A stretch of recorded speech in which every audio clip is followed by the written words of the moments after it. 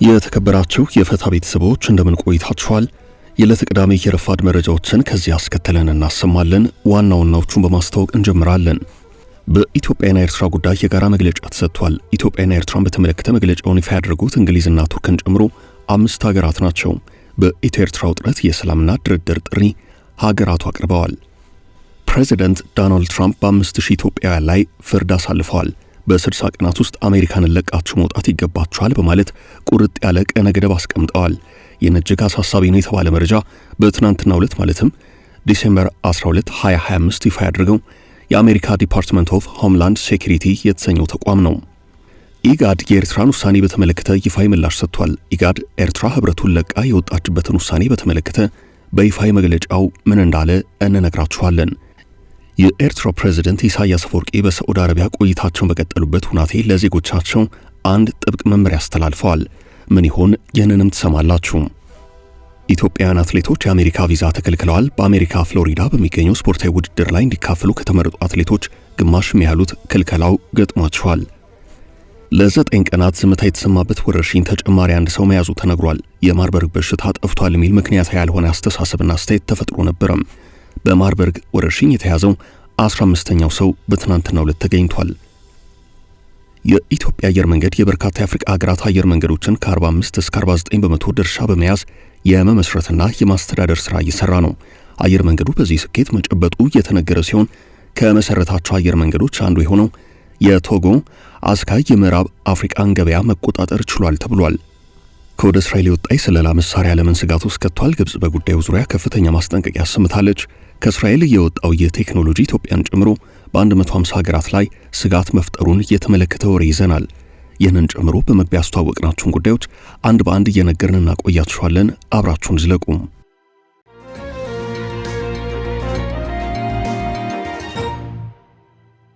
ትራምፕ በ5000 ኢትዮጵያውያን ላይ ፈረዱ። ፕሬዚደንት ዶናልድ ትራምፕ በ5000 ኢትዮጵያውያን ላይ ፈርደዋል። በ60 ቀናት ውስጥ አሜሪካን ለቃችሁ መውጣት ይገባችኋል በማለት ቁርጥ ያለ ቀነ ገደብ አስቀምጠዋል። ይህን እጅግ አሳሳቢ የሆነ መረጃ በትናንትናው ዕለት ማለትም ዲሴምበር 12 2025 ይፋ ያደረገው የአሜሪካ ዲፓርትመንት ኦፍ ሆምላንድ ሴኩሪቲ ነው። በዚሁ መሰረት ዲፓርትመንት ኦፍ ሆምላንድ ሴኩሪቲ ላለፉት 3 ዓመታት 5000 ለሚሆኑ ኢትዮጵያውያን አሜሪካ ሰጥታ የነበረውን ጊዜያዊ ከለላ ጥገኝነት ወይንም ቴምፖራሪ ፕሮቴክትድ ስታተስ በተመለከተ ከትናንት ጀምሮ ያነሳች መሆኑን አስታውቋል። ይኸው ቲፒኤስ የተሰኘው የተለያዩ ሀገራት ዜጎች በተለያዩ ችግሮች ውስጥ ባሉ ሀገራት በሚኖሩበት ወቅት ለደህንነታቸው ሲሉ ወደ አሜሪካ ከገቡ በኋላ ለጊዜው የሚሰጣቸው ከለላ ነው። ይህ ከለላ ወደ ቋሚ መኖሪያነት የሚቀየርበት ሁናቴ ቢኖርም በዚህ ውስጥ ያሉ የተለያዩ ሀገራት ዜጎች በአሜሪካ እየኖሩ መቀጠል የሚችሉት ይኸው ቴምፖራሪ ፕሮቴክትድ ስታተስ ሲታደስ ብቻ ነው። ይህ ከለላ አሜሪካ የገቡት ዜጎች በሀገራቸው ያለው ሁናቴ ወደ ነበረበት እስኪመለሱ ድረስ በጊዜያዊነት ከለላ አግኝተው እንዲቆዩ የሚያስችላቸው ነው። ሆኖም ቋሚ መኖሪያ ግን የሆነ አይደለም። የአሜሪካ መንግስት የዚህ መብት ተጠቃሚ የሚያደርጋቸው የተለያዩ ሀገራት ዜጎች በሀገራቸው ግጭት፣ የተፈጥሮ አደጋ ወይንም ሌላ ለደህንነታቸው አስጊ የሆነ ክስተት ካለባቸው ሀገራት አሜሪካ የገቡትን ስደተኞች የሚመለከት ነው። ይኸው ቲፒኤስ በየጊዜው እንደየሁናቴው እየታደሰ የሚቆይ ሲሆን በትናንትናው ዕለት የመጨረሻው የእድሳት ቀን ሲሆን የአሜሪካ ዲፓርትመንት ኦፍ ሆምላንድ ሴኩሪቲ በትናንትናው ዕለት በድንገት ይፋ ባደረገው መግለጫ ላለፉት 3 ዓመታት ለኢትዮጵያውያን ሰጥቶት የነበረውን የነኑ ጊዜያዊ ጥገኝነት ከለላ ወይንም ቲፒኤፍ ያነሳ መሆኑን አስታውቋል። ከፌብሩዋሪ 13 2026 በኋላ ጊዜያዊ ከለላ ወይንም ቴምፖራሪ ፕሮቴክትድ ስታተስ ያላቸው ሰዎች ተይዘው ወደ ሀገራቸው ይመለሳሉ ተብሏል። ከዚህ ውጭ ግን እነዚህ ስደተኞች ከተሰጣቸው ቀነ ገደብ በፊት በራሳቸው መንገድ ወደ ሀገራቸው የሚመለሱበት ሁናቴ እንዲኖር በጽኑ ምክር ሐሳብ ቀርቧል። እነዚህ ስደተኞች በተሰጣቸው ቀነ ገደብ ጊዜ ውስጥ ወደ ሀገራቸው የሚመለሱ ከሆነ የአሜሪካ መንግስት የአውሮፕላን ጉዞ ወጪያቸውን ይሸፍናል ተብሏል። $1000 የኪስ ገንዘብም እንደሚሰጥ ነው የታወቀው። ከዚህ በተጨማሪ እነዚህ በተሰጣቸው ቀነ ገደብ መሰረት ወደ ሀገራቸው ተመልሰው ከዚያም ጥያቄ የሚያቀርቡ ከሆነ ጉዳያቸውን እያየ የሚቀበልበት አሰራር እንዳለም ተመላክቷል። ከሀገር መውጣት አለባችሁ በሚል ከለላው የተነሳ መሆኑ የተነገራቸው ዜጎች አሜሪካ ለመቅረት ይኖራቸዋል የተባለው ብቸኛ አማራጭ ፌብሩዋሪ 13 2026 ቀነ ገደቡ ከመድረሱ በፊት የህግ ባለሙያዎችን በማማከር አሁን ያሉበትን ጊዜያዊ የከለላ ጥገኝነት ወይንም ቲፒኤፍ ለመቀየር ጥረት ማድረግ ነው ተብሏል። በአሜሪካ ኢትዮጵያውያንን በቲፒኤስ የጊዜ ሕግ ጥበቃ ተጠቃሚ የተደረገው የዛሬ 3 ዓመት ነበረ። በዚህ ከለላ ተጠቃሚ የሆኑ 5000 ገደማ ኢትዮጵያውያን በአሜሪካ እንደሚገኙ ተመላክቷል። በስደተኞቹ ላይ የዘመቱት ፕሬዚደንት ዶናልድ ትራምፕ አንዱ የእርምጃቸው ኢላማ ሆኖ የታየው የቴምፖራሪ ፕሮቴክትድ ስታተስ ተጠቃሚዎች ላይ ነው።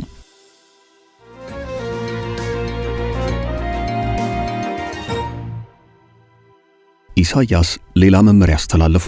በሳዑዲ አረቢያ በተራዘመ የ4 ቀናት ጉብኝት ላይ የሚገኙት የኤርትራው ፕሬዝዳንት ኢሳያስ አፈወርቂ ከሪያድ ወደ ጄዳ በማምራት በዚያ ካሉ ኤርትራውያን ጋር መክረዋል። በዚህም ወቅት ፕሬዝዳንቱ ገንዘባችሁን ቆጥቡ፣ ዝም ብላችሁ አታባክኑ ብለዋል። ጥብቅ ማሳሰቢያ የሰጡ መሆኑን የኤርትራ የተለያዩ የመረጃ ምንጮች ዘግበዋል። በውጭ ምንዛሪ ችግር ውስጥ ያለው የኤርትራ መንግስት ዋነኛ የውጭ ምንዛሪ ገቢውን የሚያገኘው በተለያዩ ሀገራት ከሚኖሩ ዲያስፖራዎች በሚላክ የኋላ ገንዘብ ነው። በሳዑዲ የሚኖሩ ኤርትራውያንም ከዚህ ውስጥ ይመደባሉ። በሳዑዲ በተለይም በጂዳ ከፍተኛ ቁጥር ያላቸው ኤርትራውያን እንደሚኖሩ መረጃዎች ያመላክታሉ። የሪያድ ቆይታቸውን ጨርሰው ወደ ራሳቸው ጉዳይ ጂዳ ጉዞ ያደረጉትም ከዚሁ ጋር በተያያዘ ነው ተብሏል። የኤርትራ መንግስት የሀገራት ሕግ ከሚፈቅደው ውጭ በተለያዩ ሀገራት ካሉ ዜጎች የዲያስፖራ ታክስ ይሰበስባል። ከበርካታ የአውሮፓ ሀገራት ጋር የዲፕሎማሲ ሰጣ ገባ ውስጥ እንደገባም የሚታወስ ነው።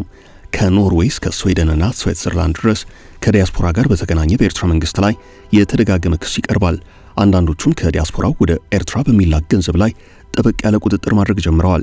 ከዚህ ውጭም የኤርትራ መንግስት የሚቃወሙ ኤርትራውያን ዲያስፖራዎች ቁጥር ከጊዜ ወደ ጊዜ ከፍ እያለ በመሄዱ ወደ ኤርትራ የሚላከውን የውጭ ምንዛሪ ገንዘብ እንዲቀንስ እያደረገው ነው።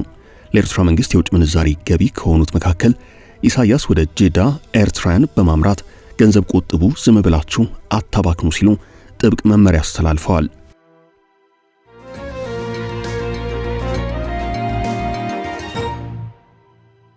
በኢትዮ ኤርትራ ጉዳይ የመንግስታቱ ማሳሰቢያም። በኢትዮጵያና ኤርትራ ጉዳይ የጋራ መግለጫ ተሰጥቷል። ኢትዮጵያና ኤርትራን በተመለከተ መግለጫውን ይፋ ያደረጉት እንግሊዝና ቱርክን ጨምሮ 5 ሀገራት ናቸው። የካናዳ፣ ጃፓን፣ ኖርዌይ፣ ቱርክና እንግሊዝ መንግስታት የአልጀርሱን ስምምነት አስመልክቶ በጋራ መግለጫ ሰጥተዋል። በትናንትናው ዕለት 25ኛ ዓመቱን የደፈነው የአልጀርሱ ስምምነት ለ2 ዓመታት ገደማ በኢትዮጵያና በኤርትራ መካከል የተካሄደውን ጦርነት ማስቆሙ ይታወቃል። ጦርነቱን ያስቆመው ስምምነት ዋና ይዘት በድንበር አካባቢ የሚገኙ ግዛቶች ላይ የነበረውን የይገባኛል ውዝግቦች መፍታት ነው። የቀድሞው ጠቅላይ ሚኒስትር መለስ ዜናዊና የኤርትራው ፕሬዝዳንት ኢሳያስ አፈወርቂ ስምምነቱን የተፈራረሙት ታኅሳስ 3 ቀን 1993 ዓ.ም ነው። የሰላም ስምምነቱ በቅኝ ግዛት ስምምነቶችና ዓለም አቀፍ ሕግጋት ላይ በመመስረት ድንበር የመወሰንና የማካለል ስልጣን የተሰጠው 5 አባላት ያሉት ገለልተኛ ኮሚሽን አቋቁሞ ነበረም። ለጦርነቱ መነሻ የሆነው ባድመና የኢሮብ አካባቢ በኮሚሽኑ ለኤርትራ መወሰኑን የኢትዮጵያ መንግስት ሳይቀበል በመቅረቱ የድንበር ማካለል ስራው ገቢር አልሆነም። ስምምነቱ ከተፈረመበት ጊዜ ጀምሮ ለ17 ዓመታት ገደማ የኢትዮጵያና የኤርትራ ግንኙነት ሰላምም ጦርነትም የሌለበት ሆኖ ቆይቷል። ኢትዮጵያና ኤርትራ ለዘላቂ ሰላም አንዳቸው የሌላውን ሉዓላዊነትና የግዛት አንድነት ለማክበር ለተፈራረሙት የአልጀርስ ስምምነት ቁርጠኝነታቸውን እንዲያረጋግጡ ሲሉ የተባበሩት መንግስታት ድርጅት ዋና ጸሐፊ አንቶኒዮ ጉተሬሽ በትናንትናው ዕለት ጥሪ ካቀረቡ በኋላ 5ቱ ሀገራት መግለጫ አውጥተዋል።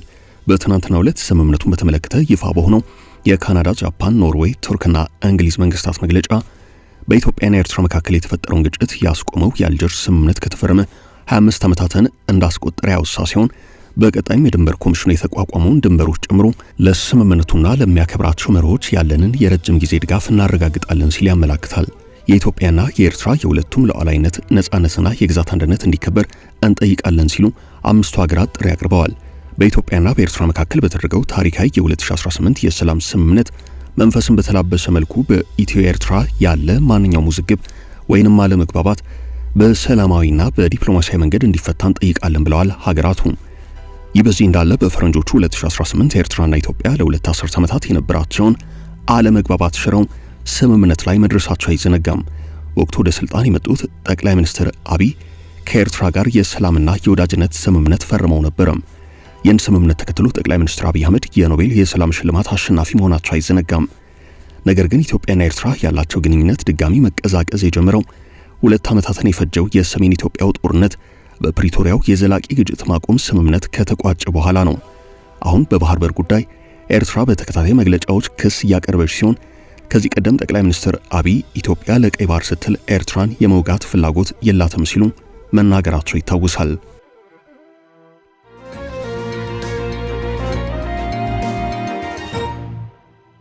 በአሜሪካ ቪዛ የተከለከሉ ኢትዮጵያውያን አትሌቶች የአሜሪካ ቪዛ መከልከላቸው ተሰምቷል። በአሜሪካ ፍሎሪዳ በሚካሄደው ስፖርታዊ ውድድር እንዲካፈሉ ከተመረጡ አትሌቶች ገሚሶቹ ክልከላው ገጥሟቸዋል። እንደ ሃትሪክ ስፖርት ዘገባ በፈረንጆቹ ጃንዋሪ 10 2026 በአሜሪካ ፍሎሪዳ ታላስ ለሚካሄደው 46ኛው ዓለም አቀፍ የሀገር አቋራጭ ውድድር ኢትዮጵያን ወክለው ሊሳተፉ በዝግጅት ላይ የነበሩ አትሌቶች፣ አሰልጣኞችና አመራሮች የአሜሪካ ቪዛ ማመልከቻቸው ውድቅ ተደርጎባቸዋል። 46ኛው አሜሪካ ፍሎሪዳ ኢንተርናሽናል ሀገር አቋራጭ ውድድር ለመሳተፍ በዝግጅት ላይ የሚገኙት አትሌቶች፣ አሰልጣኞችና አመራሮች ቪዛ ለማግኘት ቀደም ብለው መስፈርቱን አሟልተው ወደ አሜሪካ ኤምባሲ ቢጓዙም ካመለከቱት አመልካቾች መካከል ገሚሶቹ የቪዛ ጥያቄያቸው ተቀባይነት አጥቷል። ለዚህ ውድድር አስፈላጊው መስፈርት አሟልተው ለአሜሪካ ኤምባሲ ጥያቄ ካቀረቡት የልዑካን ቡድን አባላት መካከል ከግማሽ በላይ የሚሆኑት ቪዛ ተከልክለዋል።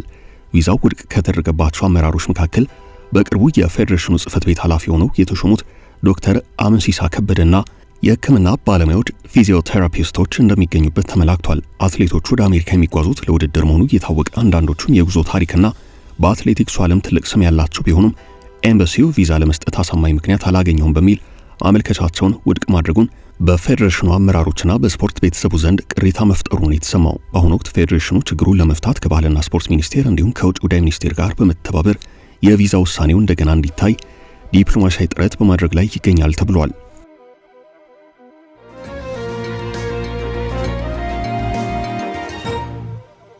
ኢጋድ ለኤርትራ የሰጠው ምላሽ።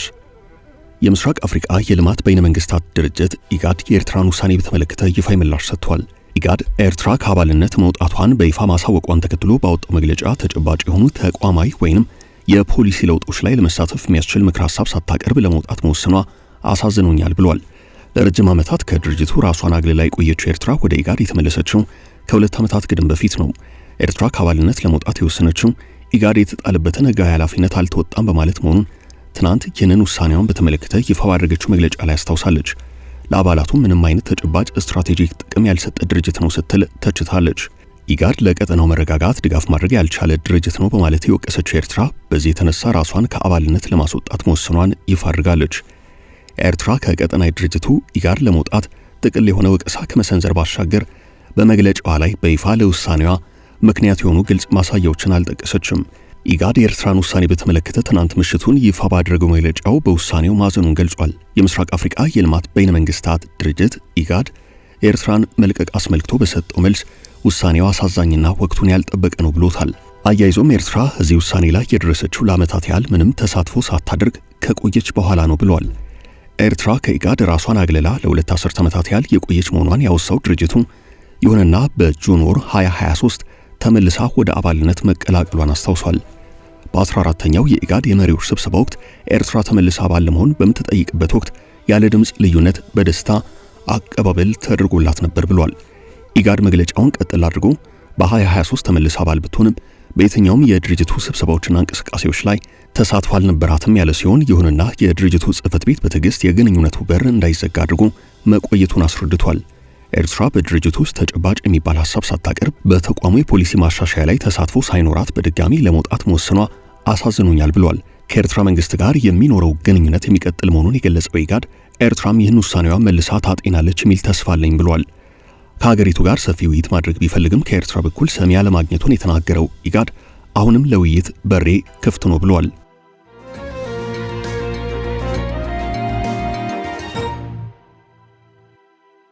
ከ9 ቀናት በኋላ በማርበርግ የተያዘ አዲስ ሰው ተገኘም። ከ9 ቀናት በኋላ በማርበርግ ቫይረስ የተያዘ አዲስ ሰው መገኘቱን የጤና ሚኒስቴር አስታውቋል። ላለፈው 1 ሳምንት በተከናወኑት ምርመራዎች ምንም አይነት አዲስ የማርበርግ ቫይረስ ወረርሽኝ የተያዘ ሰው ሳይገኝ ቀርቷል። በትናንትናው ዕለት በተከናወነ ምርመራ ግን በቫይረሱ የተያዘ ሰው ተገኝቷል።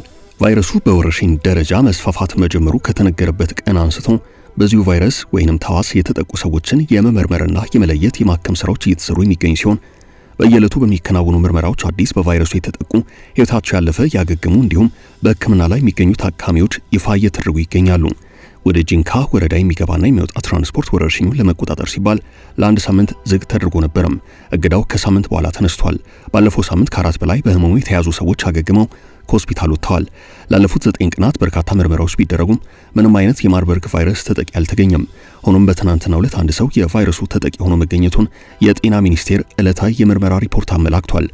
ህዳር 18 በቫይረሱ ሳቢያ የአንድ ሰው ህይወት ማለፉ ከተጠቆመ ወዲህ አዲስ በቫይረሱ የተያዘ ሰው ስለመኖሩ የተገለጸው ከ5 ቀናት በኋላ ነው። በዕለቱ 221 ምርመራዎች ተከናውነው አንድ ሰው ቫይረሱ የተገኘበት ሲሆን ላለፉት 9 ቀናት ግን በቫይረሱ የተያዘ አዲስ ሰው አልተመዘገበም። እስካሁን እንደ አጠቃላይ 1765 ምርመራዎች የተከናወኑ ሲሆን በ14 ሰዎች ላይ ቫይረሱ ተገኝቷል። በቫይረሱ ሳቢያ የ8 ሰዎች ህይወት ያለፈ ሲሆን 4 ሰዎች ደግሞ አገግመው ከቤተሰቦቻቸው ጋር ተቀላቅለዋል። በአሁኑ ሰዓት ሕክምና በመከታተል ላይ የሚገኙ 2 ታካሚዎች አሉ። ከሳምንት በላይ ማለትም ለ9 ቀናት በቫይረሱ የተገኘ ሰው አለመኖር ወረርሽኙ ጠፍቷል የሚል አስተሳሰብና አስተያየት በህብረተሰቡ ዘንድ እንዲፈጠርና እንዲዘዋወር ማድረጉ ተመላክቷል። ሆኖም ወረርሽኙ አሁንም ስጋቱን የቀጠለ በመሆኑ ህብረተሰቡ ተገቢውን ጥንቃቄ ማድረግ ይገባዋል ሲል ጤና ሚኒስቴር አሳስቧል።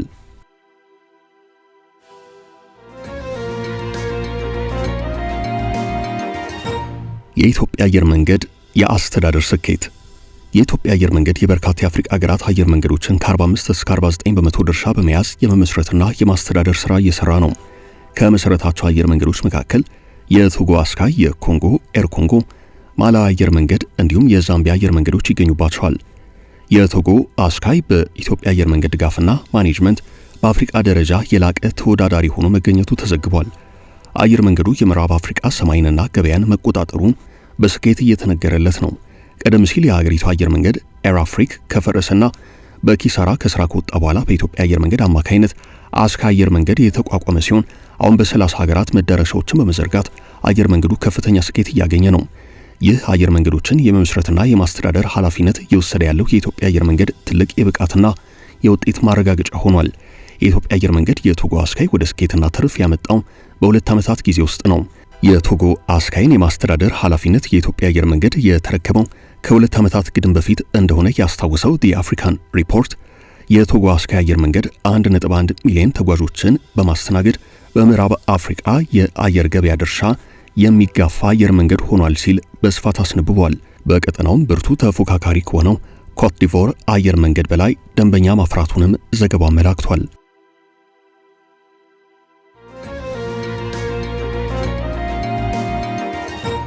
ግብፅን ስጋት ላይ የጣለው የእስራኤል የስለላ ቴክኖሎጂ። መነሻውን ከእስራኤል ያደረገ የስለላ ቴክኖሎጂ እጅጉን አስግቶኛል ስትል ግብፅ ተናግራለች። የግብፅ የቴሌኮሙኒኬሽን ተቆጣጣሪ መስሪያ ቤት ኤንቲአርኤ ባወጣው ከፍተኛ ማሳሰቢያ የእስራኤል ቴክኖሎጂ ፈጣሪዎች በ150 ሀገራት ላይ አደገኛ የስለላ ሥራ የሚከውን ማልዌር አሰራጭቷል ብሏል። የግብፅን ማስጠንቀቂያ ግዙፎቹ ጉግልና አፕል የተሰኙ ኩባንያዎችም ተጋርተዋል። በእስራኤል ሀገር ኢንቴሌክሳ ኮንሰርቲየም በሚሰኝ ተቋም የሚሰሩት የስለላ ማልዌሮች ወይንም የኮምፒውተር አጥቂ የቴክኖሎጂ ውጤቶች የመረጃ ዘረፋና ስለላን በ150 ሀገራት ዜጎች ላይ የከወኑ ነው ተብሏል።